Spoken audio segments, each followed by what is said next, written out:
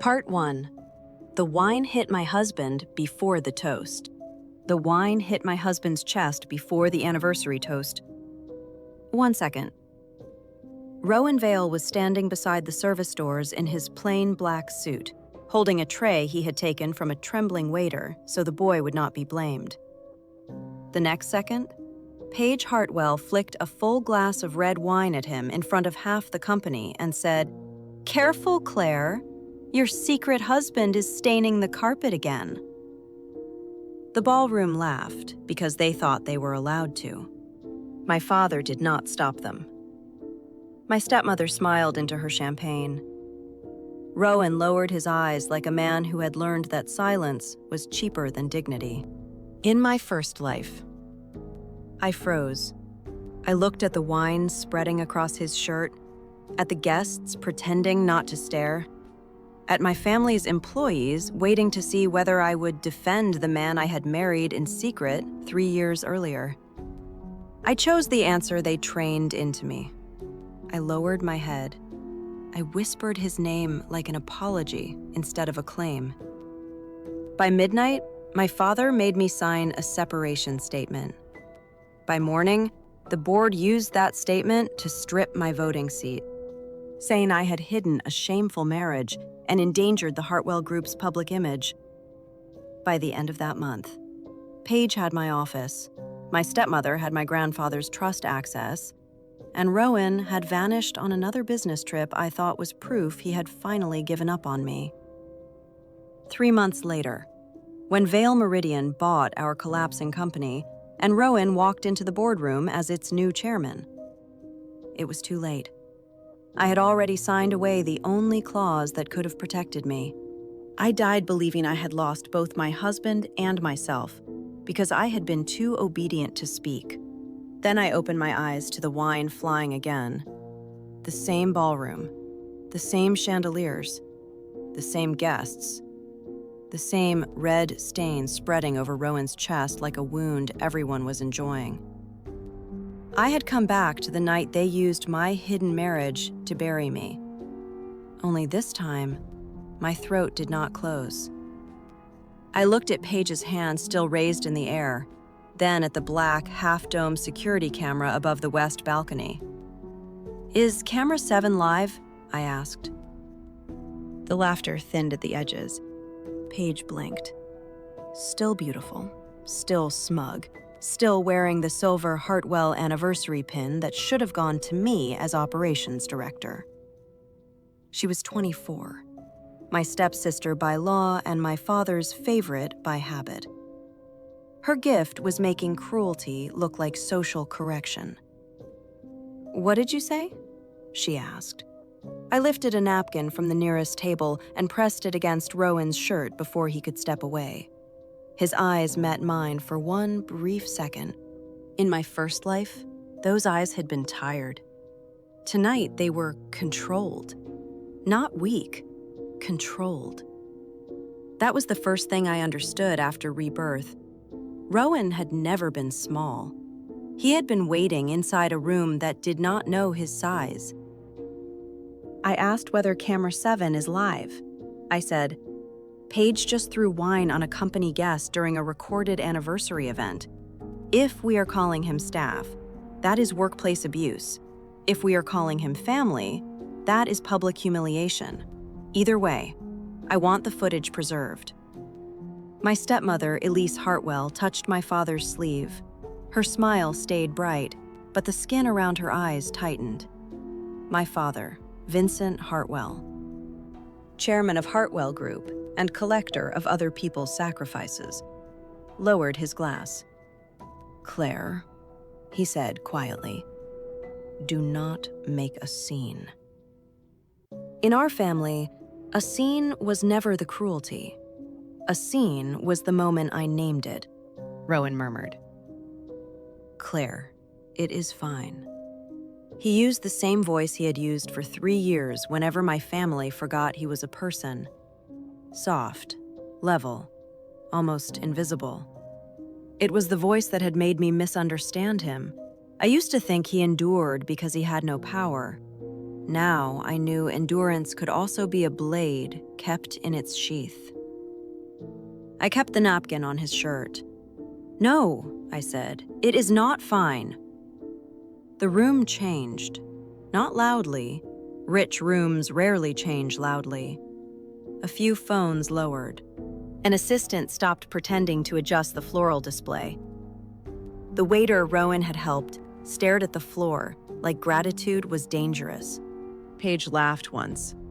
"Oh, please. He should not have been standing near the board table in the first place. Does he even work here?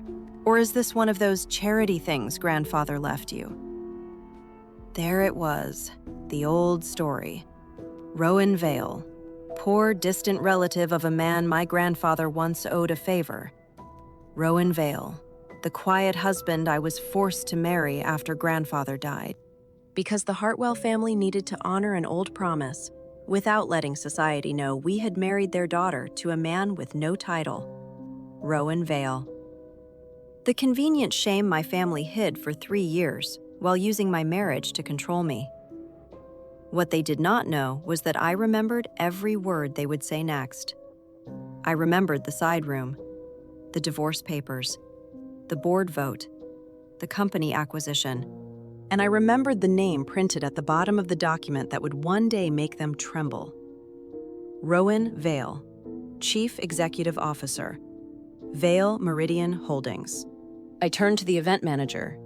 "Please save the security feed from the west balcony, the champagne bar, and the service hallway from 7:40 to 8:10. My father stepped closer. "Claire." I did not look away from the manager. "Send it to the compliance archive, not to my father's office."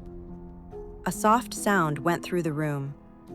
My father had built a company where every archive key passed through him. My grandfather had built one exception. The independent compliance archive created after a supplier bribery scandal. In my first life. I did not know it existed until Nora Chen, the trust attorney, told me over a phone call I was too broken to use. This time. I had called Nora at dawn. Paige's smile sharpened. "You are defending him now? After hiding him for 3 years?" I looked down at my left hand. The wedding ring was there, thin and plain, turned inward as always. I had worn it like a secret, tonight. I rotated it until the small gold band caught the chandelier light. "I am not defending a secret," I said. "I am preserving evidence." Rowan's hands stilled under the stained cloth. My father went pale, in the way powerful men go pale when a locked door opens from the other side. The toast had not begun. The public humiliation had. And for the first time in 2 lives, I did not bow before it. Part 2. They asked me to hide the marriage again. My father moved the conversation into the private tasting room because he still believed walls obeyed him. The room sat behind the ballroom, all dark green velvet chairs, brass lamps, and shelves of decorative wine no one at Hartwell events actually drank. In my first life, I entered that room shaking. Rowan waited outside with the stain on his shirt, while my family explained that love was less important than optics. Tonight, I walked in with Rowan beside me. I did not hold his hand. I did not need to perform romance for people who respected performance more than vows. I simply let him enter first. And that small courtesy irritated my father more than a scream would have. Vincent Hartwell shut the door. Elise stood beside the fireplace, her diamonds bright against her throat. Paige leaned against the table with her arms folded, still flushed from being challenged in public. "This is exactly what I warned you about," Father said. "You let that man drag you into embarrassment." I looked at Rowan's ruined shirt. Paige threw the wine. Paige rolled her eyes. "Because he was hovering near the board guests like a stray." Rowan said nothing. He had always let people finish exposing themselves before answering. I used to mistake that for passivity. Now I borrowed it. Elise softened her voice.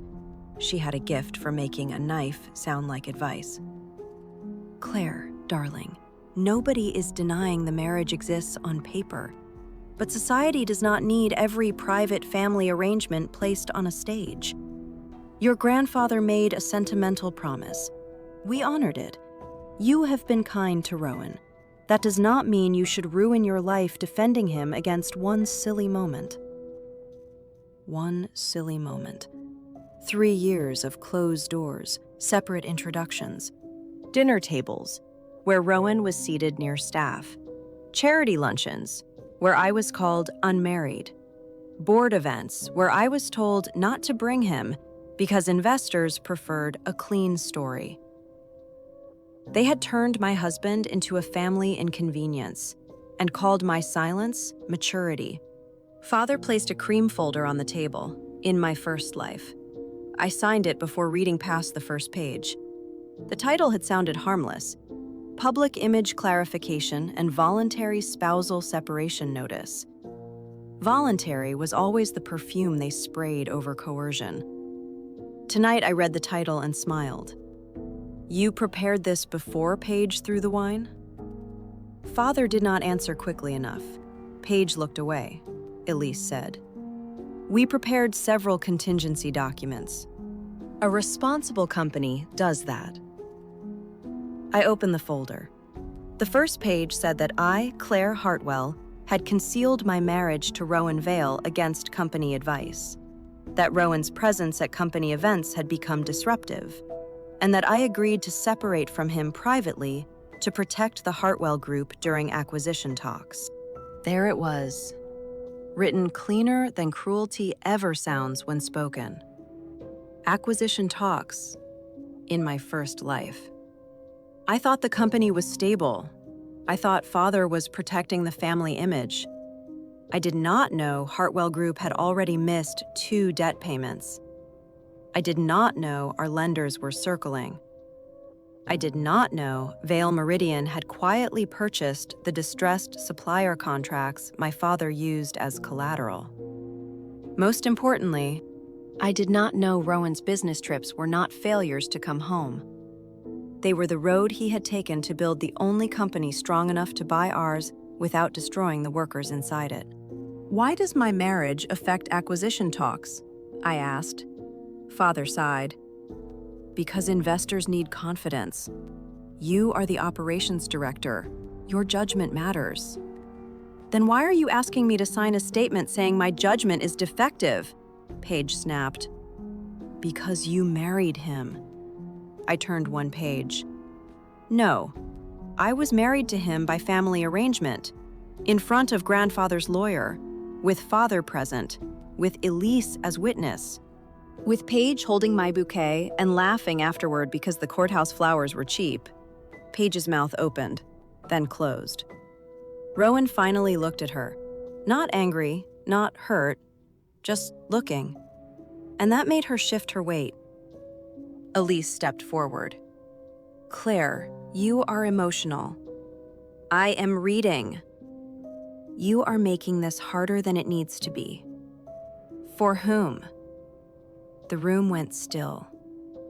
That was a question my first life self never asked. I had spent too many years asking how to make things easier for people who only found me useful when I was smaller. Father tapped the folder. Sign the clarification. We will announce later that you and Rowan separated months ago. Paige will handle tonight's investor toast. Tomorrow, the board will approve a temporary leadership adjustment. After the acquisition pressure passes, we can discuss your future. My future, in his mouth. It sounded like a room I would be allowed to visit after everyone else finished stealing furniture. Rowan said, Do you want to sign it? The question was gentle enough to make Elise smile. She thought he was helping them. He was not. In my first life, no one asked me what I wanted until the choice had already been removed. Tonight, Rowan asked in front of all of them. I looked at the folder, then at the small black recorder light on the tasting room thermostat. Most private rooms in Hartwell Tower had environmental monitoring. Only the compliance archive stored audio when a formal personnel dispute was active. Nora Chen had opened one at 6:12 that morning after receiving my message. If my family asks me to hide or dissolve my marriage tonight, preserve the room feed. I want to understand the document.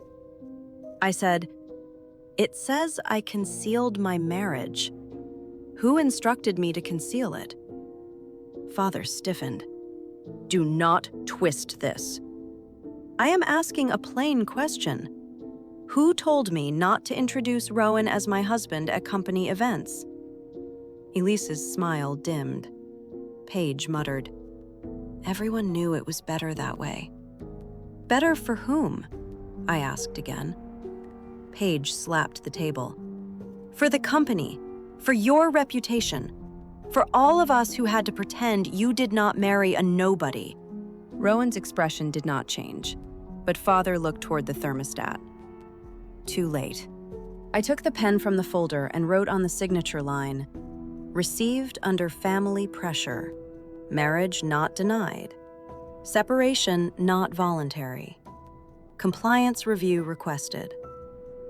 Then I signed my name beneath the note, not beside their clean lie. Father reached for the page. I lifted it away. "Compliance gets a copy first." Paige laughed sharply. "You think compliance will save you?" I closed the folder. "No, I think records will outlive moods." Rowan's eyes warmed for half a second, the way they had on winter mornings when he left coffee beside my laptop without telling anyone. Elise's face hardened. "Claire, do not forget who gave you this life." I looked at her diamonds, then at the red stain drying on my husband's shirt. "I remember exactly who gave me which parts," I said. "That is why I am finally labeling them correctly." Part 3. 3 years of silence had receipts. Rowan left the gala before the anniversary cake. In my first life. That was the part that hurt most. I watched him step through the service hallway with wine on his shirt and thought he was leaving me to survive my family alone. Tonight, when he paused at the door and looked back, I finally understood the question in his eyes. Not, "Will you choose me?" Not, "Will you save me?" Something steadier. "Are you ready to stop saving them?" I gave the smallest nod. He left without drama, because men like Rowan did not need an exit to announce power. They built the room that would later regret letting them walk out. The next morning, Hartwell Tower smelled like lemon polish and panic. Employees moved too quickly. Assistants whispered near printers. The elevator screens showed smiling anniversary photos that cropped Rowan out of every frame. My own office had already been touched. The silver nameplate still said Claire Hartwell, Operations Director. But my desk drawers were not closed the way I left them. Paige had always believed privacy was something other people earned by being useful. I set my bag down, opened the bottom drawer, and found the second folder exactly where it had been in my first life. Transition plan.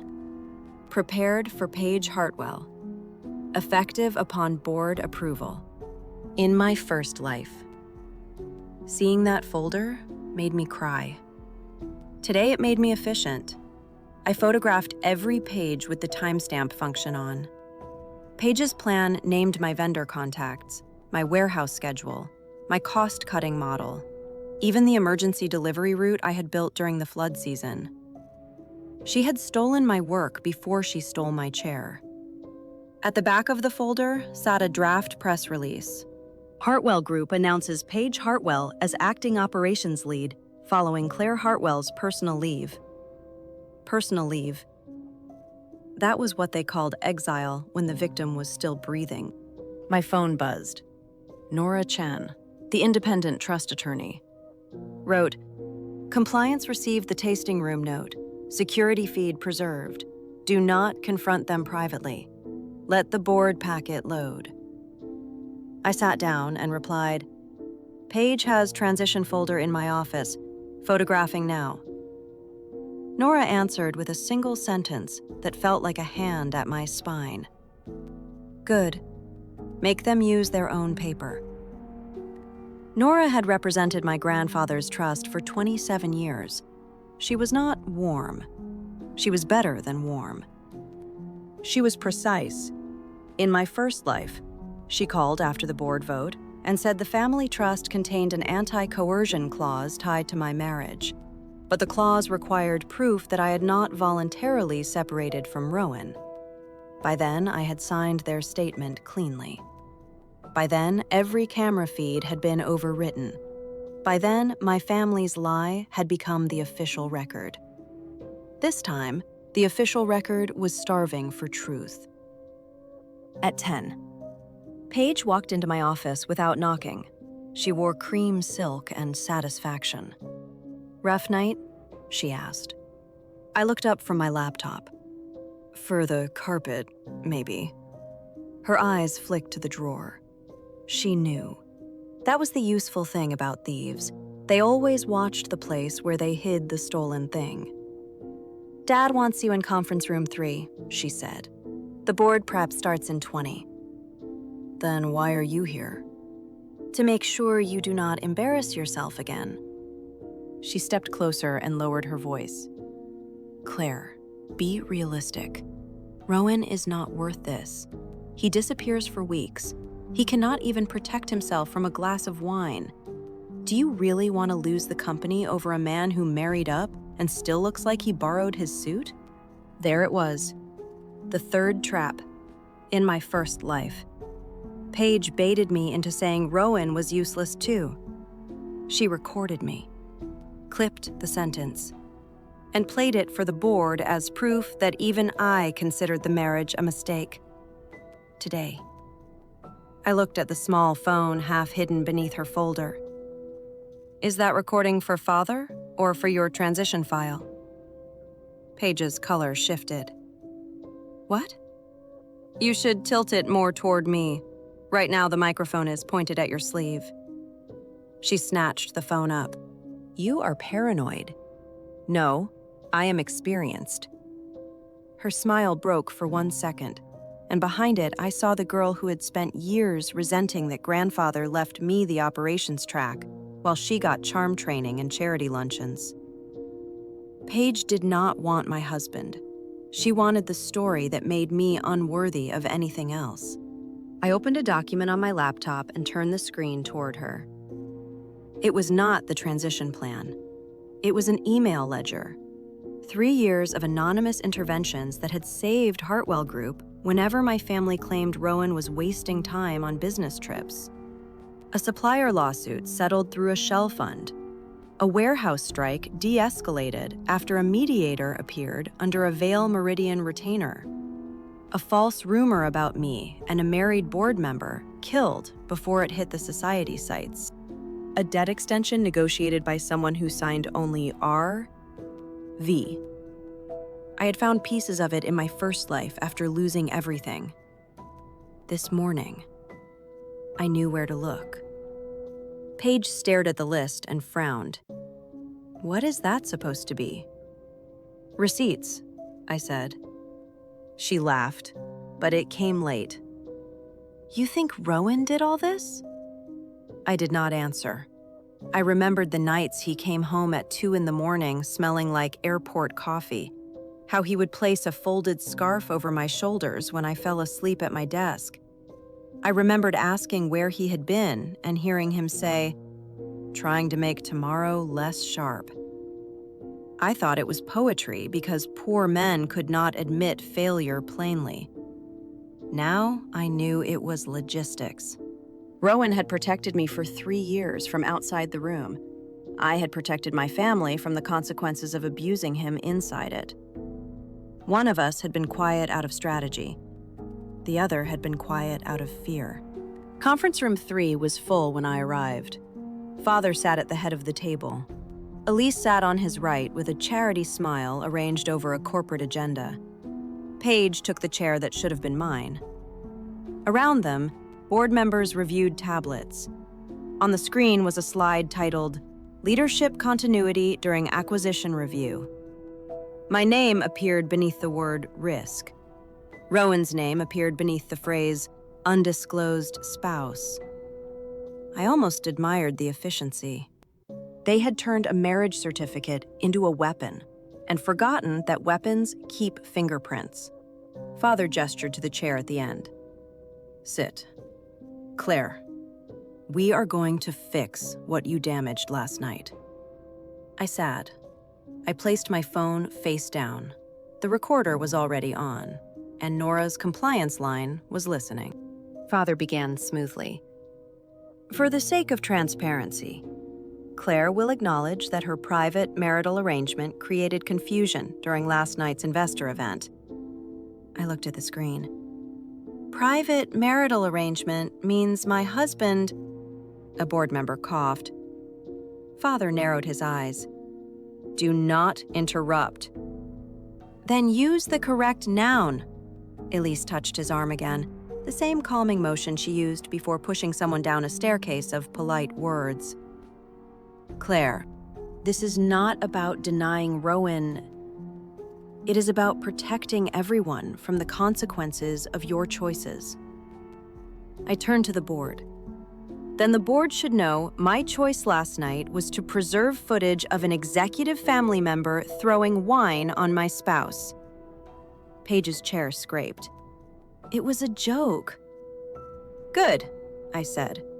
"Then the recording should be funny." Part 4. The board needed a wife without a voice. By noon, the board had learned one thing about me. I was no longer answering questions that had already been designed to trap me. Father asked whether I had concealed my marriage. I asked who instructed the concealment. Elise asked whether I understood investor optics. I asked which investor had objected to a legal spouse. Paige asked whether Rowan had any formal role at Hartwell Group. I asked why a man with no role was important enough to appear in a leadership risk packet. Every calm question made the room less comfortable. That was the secret I learned too late in my first life. Power hates panic only when panic is loud. Power hates clarity much more. The board prep meeting ended without the clean statement my family wanted. Father dismissed everyone for an emergency executive session at 4. Paige left with her jaw tight. Elise stayed behind, pretending to gather papers until the room emptied. Then she looked at me with the expression she used when she wanted to sound maternal to an audience that was not present. "You think you are proving strength," she said. "You are proving that marriage has made you unstable."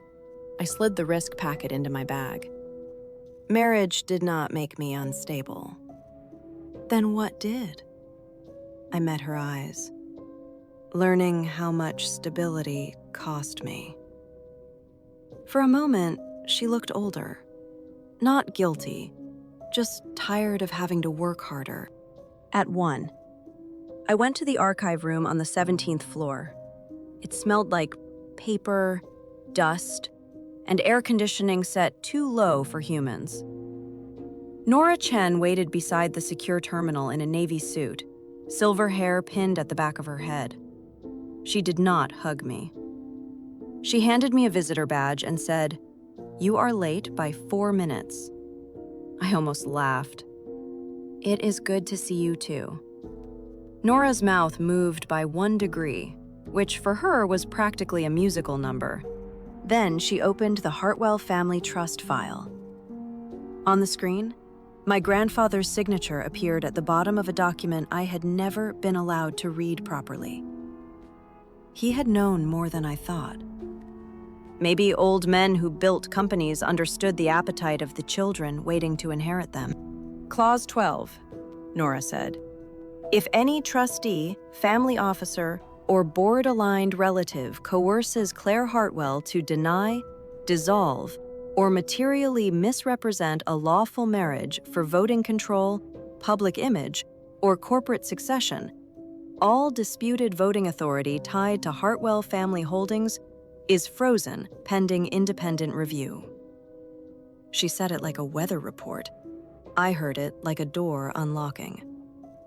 In plain English, I asked, because I knew what audio listeners needed, and because my first life self would have needed it too. Nora adjusted her glasses.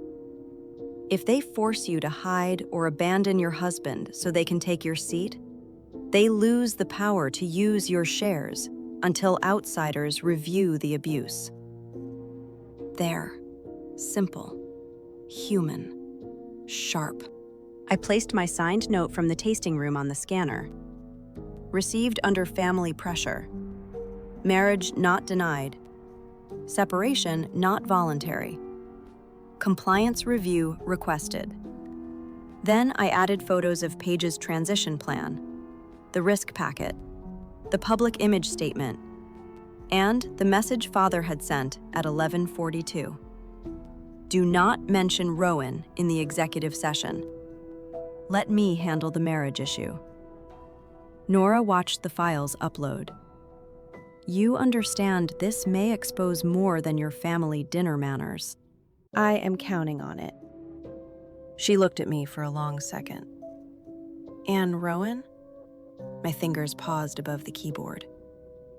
What about him? Do you want his identity entered into the board record now? Or do you want to let Vale Meridian disclose it during the acquisition session? My heart beat once, hard. So Nora knew. Of course she knew. Lawyers like Nora collected facts the way other people collected art. In my first life, she had tried to tell me after everything collapsed, I had been too busy crying over the word chairman beside Rowan's name to hear the mechanics.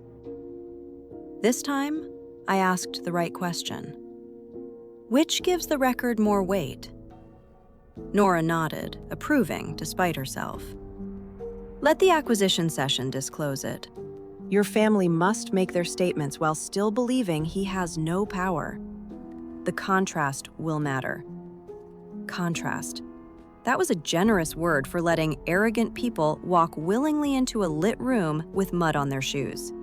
At 3:45, Hartwell Group's main boardroom filled with the people who had smiled at our anniversary party the night before.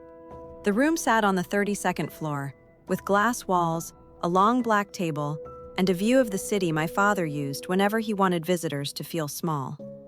Paige sat near the presentation screen in my chair again. Elise sat behind father, officially as Family Foundation chair, unofficially as the woman who translated cruelty into concern.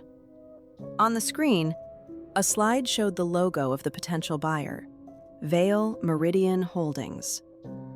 No one looked at me when the logo appeared. No one looked at the last name, Vale. They had laughed at it for 3 years. Now it glowed 12 feet wide behind them. Father opened the session. Before representatives from Vale Meridian arrive, we must address an internal governance concern. He clicked the remote. My courthouse marriage certificate appeared on the screen, enlarged and cropped. Claire Hartwell, Rowan Vale. Date, 3 years earlier. Paige had highlighted my name in yellow and Rowan's in gray, as if even color could rank a marriage. Father continued.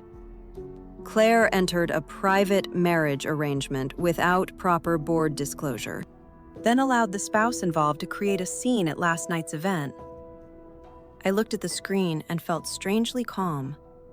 In my first life, seeing that certificate exposed made me feel naked. Today it looked like proof that I had belonged to someone kind before I learned to belong to myself. A board member named Mrs. Alden leaned forward. Was the marriage concealed from the board by Claire alone? Father hesitated. The family handled it privately. That is not an answer. Paige jumped in. Everyone understood the arrangement was embarrassing. Claire agreed it was better not to discuss it. I turned my head. When did I agree? Paige looked at me, annoyed. For 3 years. You did not object. Silence under family pressure is not agreement, Father snapped. Enough. The word echoed off glass. Good. Nora had taught me that rooms remember tone when transcripts cannot. Claire, Father said, for the sake of the company, you will confirm that you are voluntarily separating from Rowan Vale and taking personal leave while Paige assumes your operational duties. The boardroom became very still. This was the exact sentence that ruined my first life. Same order, same faces, same demand disguised as duty. The only difference was the red recording light on the ceiling and the independent archive receipt in Nora's inbox. I folded my hands on the table. No, I said. Father stared at me as if he had misheard a language he invented. No. No. I will not deny my husband. I will not call coercion voluntary. I will not give Paige my work because she found a cleaner way to steal than breaking into my desk. Paige stood. You are insane. I looked at the screen behind her. Then play the footage. Let the buyer see which Hartwell is stable. At 4 exactly, the boardroom doors opened. Everyone turned, expecting a legal team. They got one. 3 attorneys in dark suits entered first. Nora followed them, carrying a slim folder. Then the room inhaled and forgot to exhale. Rowan Vale walked in last. No wine stain, no borrowed suit, no lowered gaze. He wore charcoal tailoring that made every Hartwell lapel look temporary. His hair was swept back, his expression calm. And the small gold band on his left hand caught the boardroom lights as clearly as mine had caught the chandelier. Father stood so fast his chair rolled back. Paige's face emptied. Elise gripped the armrest beside her. Rowan looked at the logo on the screen, then at the certificate beneath it. I see, he said quietly. That Hartwell group has already introduced my wife. Part 5. My husband entered as the buyer. Nobody spoke for 5 full seconds. In a boardroom. 5 seconds is not silence. It is impact. Mrs. Alden slowly lowered her tablet. One director removed his glasses and forgot to put them back on. Paige's lips parted, but no sound came out. My father looked from Rowan's face to the Vale Meridian logo, then back to Rowan's face, searching for a clerical error large enough to save him. Elise recovered first, because women like her could survive a house fire if there was still someone nearby to blame. Mr. Vale, she said carefully, we were not informed you would be attending personally. Rowan pulled out the chair beside me, not at the head of the table, not across from me, but beside me. I was not informed Hartwell Group planned to describe my marriage as a governance concern before my arrival. We all enjoy surprises. The lead attorney placed a blue binder on the table. Acquisition Review, Hartwell Group and Vale Meridian Holdings. Beneath it lay the debt purchase notices, supplier collateral transfer, lender consent letters, and a clean summary page with Rowan's signature printed at the bottom. In my first life, that signature made my knees fail.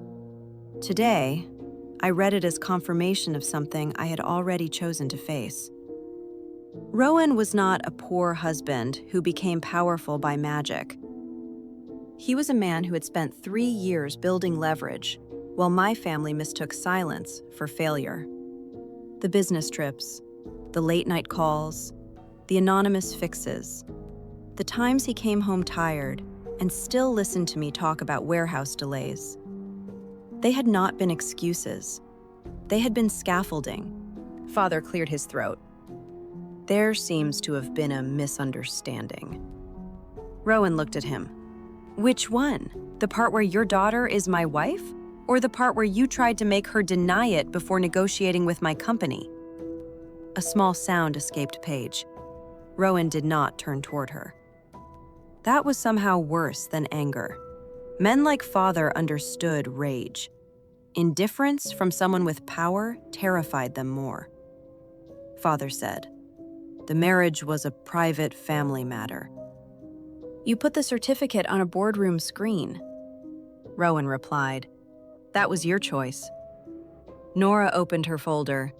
For the record, Hartwell Group introduced the marriage certificate at 4:02 p.m. during an executive governance session with acquisition representatives present. The recording is active. Paige whispered, "Recording?" I almost smiled. She had liked recordings better when the phone was in her hand. Rowan's attorney clicked a remote. The screen changed. First proof object, the anniversary gala security footage. Paige lifted the wine glass. Paige threw it. Rowan stepped back only enough to keep the waiter behind him clean. My face appeared, turning toward the west balcony camera. The audio was clear. "Is camera 7 live?" The room watched Paige's expression in the recording change from smug to uncertain. Then they watched my father say, "Do not make a scene." The board did not gasp. They were too well trained for that. But Mrs. Alden's pen stopped moving. Another director pushed his chair back an inch. A tiny physical retreat. Enough. Second proof object, the tasting room audio transcript. Elise's voice filled the room, soft and poisonous. Nobody is denying the marriage exists on paper. Society does not need every private family arrangement placed on a stage. Paige's voice followed. For all of us who had to pretend you did not marry a nobody. Then my father's. Sign the clarification. Paige will handle tonight's investor toast. Tomorrow, the board will approve a temporary leadership adjustment. The words looked different when they belonged to a transcript. Spoken cruelty can hide behind tone. Written cruelty has posture. Paige sat down slowly. Father said, "This is taken out of context," Nora replied. "The full context is available. It is worse." Third proof object, my signed note, scanned into the compliance archive before Father could touch it. Received under family pressure. Marriage not denied. Separation not voluntary. Compliance review requested. Rowan glanced at me then, not as a rescuer checking whether I was grateful, but as a partner confirming that the move had landed. That mattered. This was not the old fantasy where a powerful man arrived and turned my enemies to dust while I cried prettily in the corner. I had laid the record. I had refused the clean lie. He had brought the corporate weight to make the record impossible to bury. For the first time, our marriage stood in public as something neither of us had to apologize for. Father tried again. "Mr. Vale, whatever personal offense you feel, we can settle privately. Hartwell Group is prepared to cooperate fully with Vale Meridian's acquisition terms." Rowan opened the blue binder. "The terms changed at 8:03 last night." "Changed?" "After the wine incident entered the compliance archive." He turned one page. "Vale Meridian will proceed only under independent governance review. Vincent Hartwell is suspended from chair authority pending lender confirmation. Paige Hartwell's proposed acting operations appointment is void. Elise Hartwell's foundation expense access is frozen pending audit. Claire Hartwell retains her operational seat and receives direct transition authority over worker protections during acquisition." My father's mouth opened. No words came. He had spent a lifetime believing money was a wall. Rowan had made it a mirror. Paige stood again, tears finally deciding to be useful. "Claire, you cannot let him do this to us. There it was. Us. The family word always returned when consequences arrived. I looked at her across the table and remembered every time she called Rowan a nobody. Every time she borrowed my work and called it collaboration. Every time she smiled at my silence like it proved I was less loved. I am not letting Rowan do anything, I said. I am letting the record finish what you started. Her face twisted. You think he loves you? He lied to you for 3 years. The sentence hit somewhere old, not because she was right, but because pain does not check sources before entering.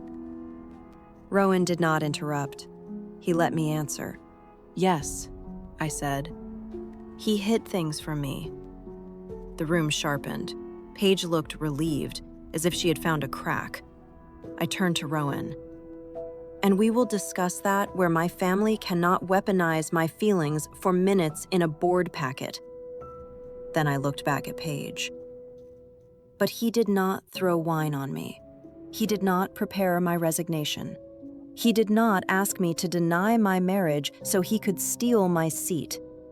Do not confuse secrecy with your cruelty just because both happened in the same room. Mrs. Alden looked down, hiding a reaction that might have been approval. Rowan's expression changed by almost nothing, but I knew him well enough to read it. Pride. Restrained because the room did not deserve to see it. The final proof object appeared on the screen. Vale Meridian's beneficial ownership filing. Rowan Vale, founder and chief executive. 3-year acquisition timeline. Debt instruments purchased under his personal authority. Attached note. Preservation priority. Hartwell warehouse employees, logistics staff, and legacy pension obligations. The directors read it in silence. This was the part my family could not understand. Rowan had not built an empire to humiliate them. He had built enough force to keep their collapse from crushing innocent people. That was why he had waited. That was why he had stayed married to a woman too frightened to claim him. My father saw only power arriving too late for him to flatter. I saw 3 years of quiet protection finally stepping into light. Rowan closed the binder. Before we continue, Hartwell Group will answer one question for the acquisition record. He looked at my father, then Paige, then Elise. Did any officer, trustee, or family representative pressure Claire Hartwell to deny or dissolve her marriage for succession control? No one moved. The question hung over the table like a blade with excellent balance. In my first life, they had answered it for me with documents I signed. This time, they had to answer under their own names. Father said, "No." Nora clicked the remote once. The tasting room transcript reappeared, with his own sentence highlighted. Tomorrow, the board will approve a temporary leadership adjustment. The room did not gasp. It froze. Then Mrs. Alden said, very softly, "Mr. Hartwell, I advise you not to lie again." Part 6. They had to read their own words. Consequences do not always arrive with shouting. Sometimes they arrive as a chair pulled away from the head of a table. My father had occupied that chair for 12 years. He did not move when Mrs. Alden requested he step back from the vote. He looked at the directors as if loyalty should outweigh evidence, as if every golf game, every charity dinner, every favor traded in soft voices should build a wall thick enough to keep out one recorded sentence. Then, Rowan's attorney placed the lender consent letter in front of him. It stated that any governance vote made under Vincent Hartwell's conflicted authority after a coercion notice would trigger immediate review of all outstanding debt. In plain words, if Father touched the vote, the banks would open his pockets. He stood. The sound of his chair rolling back was small, almost ordinary. That made it better. Paige stared as if the laws of gravity had betrayed her. Elise whispered his name. Father did not look at either of them. He moved to the side wall, away from the city view he loved using as a crown. I watched him stand there and felt something loosen in my chest. Not forgiveness. Never that cheap. Just recognition. He had always seemed enormous because I had been looking up from my knees. At the same height as evidence, he was only a man whose voice shook when the room stopped obeying. Nora distributed printed packets. For the independent review record, each relevant party will read and confirm their prior statement. Paige made a sound of disbelief. You want us to read this out loud? Nora looked at her over her glasses. You had no concern with public speech when insulting Mr. Vale at a company event. Rowan said nothing. That was his mercy and his punishment. Paige had wanted him humiliated in front of witnesses. Now he would watch her meet witnesses properly. Nora placed the first page before her. It was the wine incident transcript. Paige's own words weighted in black ink. Your secret husband is staining the carpet again. Paige refused for 12 seconds. Then Mrs. Alden said, Miss Hartwell, your proposed appointment depends on board confidence. I suggest you cooperate. Paige's face went red. She read the sentence so quietly the first time that Nora asked her to repeat it for the recording. The second time, the words filled the boardroom. Your secret husband is staining the carpet again. Nobody laughed. Without laughter, the sentence sounded as ugly as it had always been. Paige's eyes shone. I did not enjoy the tears as much as my first life self might have imagined. Tears were too easy for her. She had used them like keys for years. What satisfied me was not her crying. It was the fact that no door opened. Next came Elise. Nora handed her the tasting room page. Elise read, Nobody is denying the marriage exists on paper. Society does not need every private family arrangement placed on a stage. Her voice trembled on society. That word had carried her entire life. Society had excused every cold dinner, every closed invitation, every time she told me to be graceful while someone else took what I earned. Nora asked, Do you confirm this was said before you requested Claire sign a separation notice? Elise looked toward Father. He could not save her without burning himself. She understood that faster than he did. Yes, she whispered. Rowan's attorney added a note to the foundation audit file. Elise's diamond bracelet clicked against the table when her hand dropped. Then Father read his sentence. Sign the clarification. Paige will handle tonight's investor toast. Tomorrow, the board will approve a temporary leadership adjustment. He read it once, hard and resentful, like volume could turn coercion into management. Nora asked him to identify the document he had asked me to sign, he said. A public image clarification. Rowan's attorney slid the cream folder across the table, also titled Voluntary Spousal Separation Notice. Mrs. Alden closed her eyes briefly. One of the directors muttered something under his breath. Father looked at me then, and for the first time in 2 lives, he seemed to realize that I was not a daughter-shaped extension of his signature. I was the witness he had failed to silence. The board vote took 14 minutes. Vincent Hartwell was suspended from chair authority pending independent governance review. Paige Hartwell's acting appointment was rejected unanimously, including by the director who had once called her a natural successor at a charity golf event. Elise Hartwell's foundation card and expense access were frozen, pending a review of payments routed through event vendors.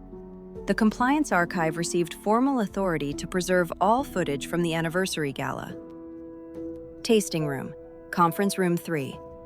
And the boardroom, Hartwell Group accepted Vale Meridian's revised acquisition framework.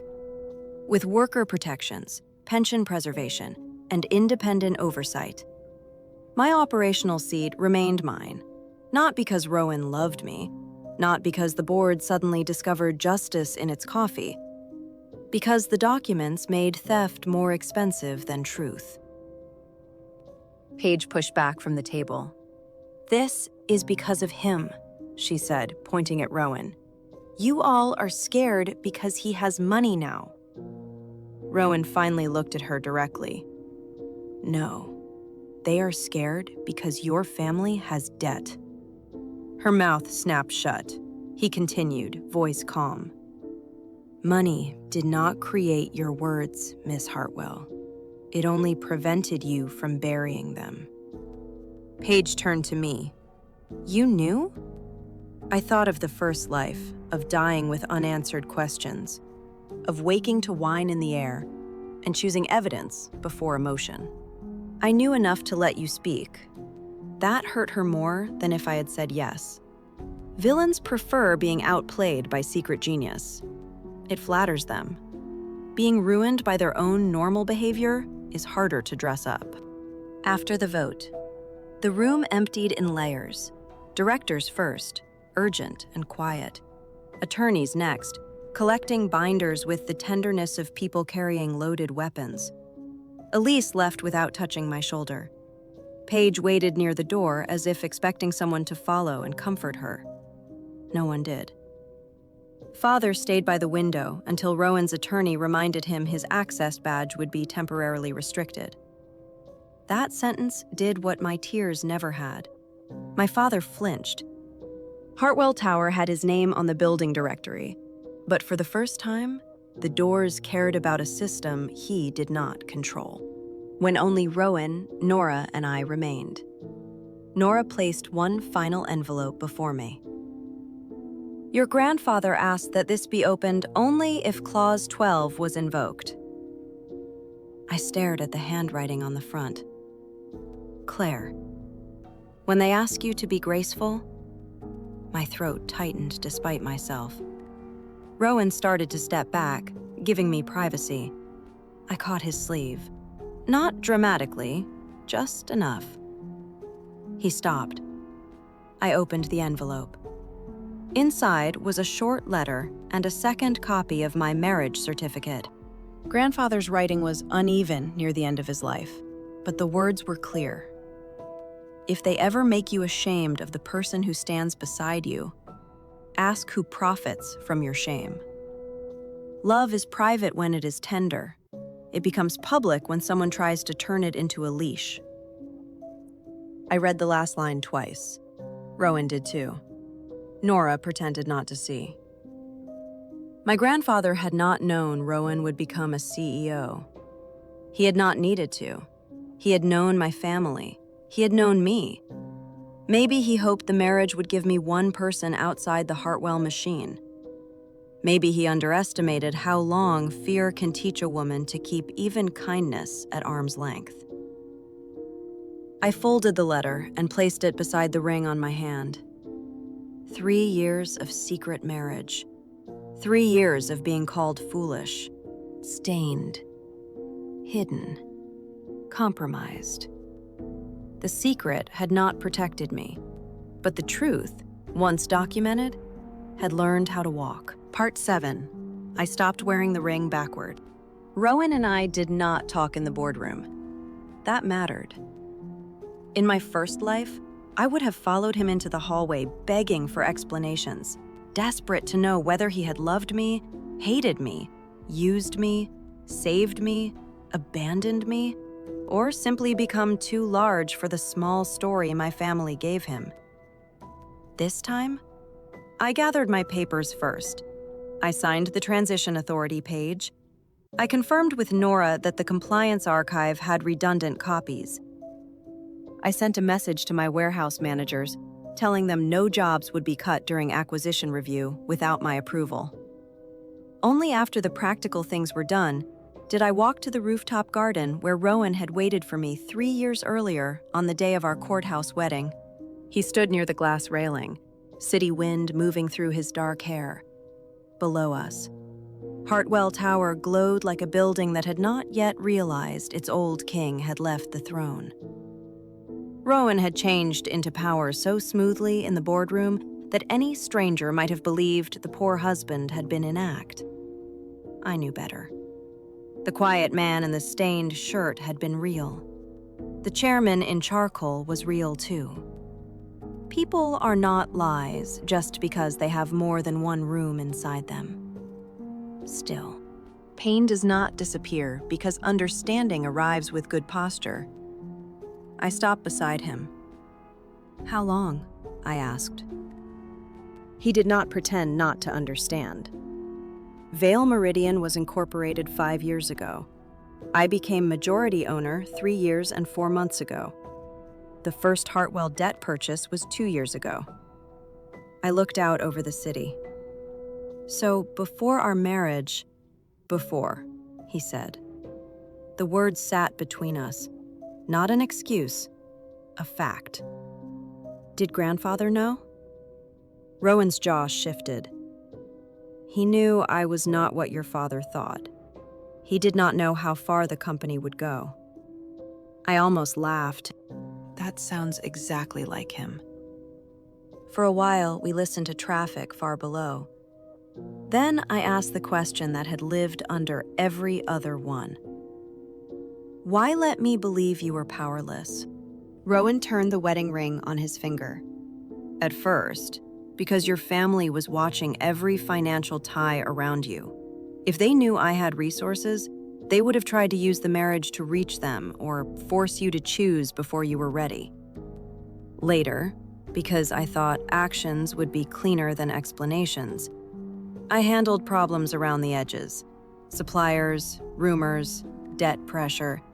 I told myself I was protecting you without making you carry my war." He looked at me then, and the chairman was gone from his eyes. Only Rowan remained, tired and careful. That was arrogant. Protection without truth still leaves someone alone. I left you alone in rooms where they made you ashamed of me. I am sorry. In my first life, I would have forgiven him immediately because apology from anyone felt like rain. This time, I let the apology stand without rushing to decorate it. "I loved you," I said. His breath changed. "I think I loved you before I respected myself enough to admit it. That was dangerous, because when they mocked you, I did not only fail you, I failed the part of me that knew they were wrong." Rowan's eyes lowered. "Claire, no, listen." He did.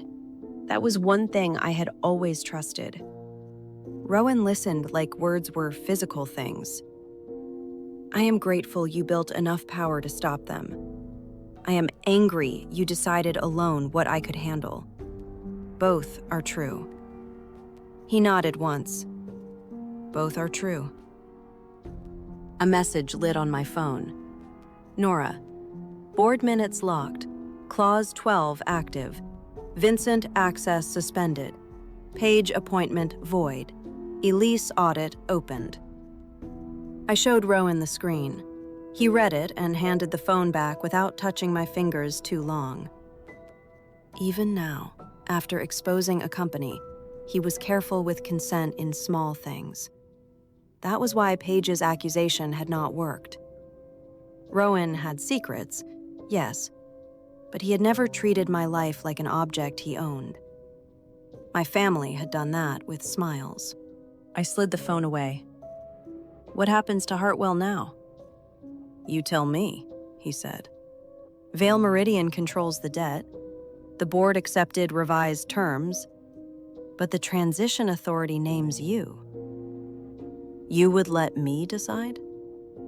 "No," he said. "I would recognize that you already have the legal right to decide. Letting is the wrong word." That was the first sentence of his that made me smile. Not because it was romantic in the easy way, Because it was correct. I leaned against the railing. No layoffs without operational review. Warehouse pensions protected. Paige removed from all transition access. Elise's foundation vendors audited. Father can keep his office until the review ends, but not his chair authority. Rowan nodded. Done. And you, I said. He looked at me. No more secret protection. Agreed. No buying my problems before asking whether I want them bought. A faint smile touched his mouth. Also agreed. And no disappearing for weeks with airport coffee and tragic eyes. This time, he almost laughed. That one may require negotiation. The airport coffee was unavoidable. The rooftop wind shifted. For the first time that day, something inside me loosened enough to feel tired. At 6, we returned to the lobby together. Not through the service hallway. Not through the side elevator. Through the main glass doors of Hartwell Tower, where employees were leaving with badges still active and phones buzzing with rumors. Paige stood near reception, eyes red, 2 boxes of personal items at her feet. She looked at Rowan's suit, then at my face, then at our hands. I had turned my ring outward. She noticed. Of course she did. Claire, she said, voice small. Can we talk? In my first life, that voice would have pulled me back like a hook. The younger sister tone, the family tone, the do not make me face myself tone. I stopped, but only because stopping was my choice now. No, I said. Paige flinched. Not tonight, not privately. If you have something to say about the company, send it through compliance. If you have something to say about family, write it down and read it yourself first. Her mouth trembled. You are being cruel. I looked at the boxes, at the reception camera above her head, at the employees pretending not to listen. No, I am being recorded accurately. Rowan did not smile. That was good. This was not a victory lap. It was a boundary. Paige stepped back. The elevator behind her opened and 2 security staff exited. They did not touch her. They simply waited. Sometimes consequences are most elegant when they do not need hands. Outside. The evening air smelled like rain on hot pavement. Reporters had begun gathering near the curb because corporate blood in a family company always draws cameras. My father hated cameras he did not command. Elise hated lighting she did not choose. Paige hated any audience that did not already adore her. I looked at the lenses and felt no hunger to explain myself. Nora would release the approved statement. Hartwell Group enters independent governance review during Vale Meridian acquisition. Claire Hartwell retains operations authority. Compliance archive investigating coercion and misconduct. Clean, boring, deadly. The best public statements are the ones villains cannot sue without repeating the truth. Rowan offered his hand, palm open, no demand in it. I looked at it for a second. 3 years ago, outside a courthouse with cheap flowers and my family's laughter still in my ears, he had offered the same hand. I had taken it like someone accepting exile. Tonight, I took it like someone choosing witness. Camera shutters clicked. A reporter called. Mrs. Vale, did you know your husband was the CEO?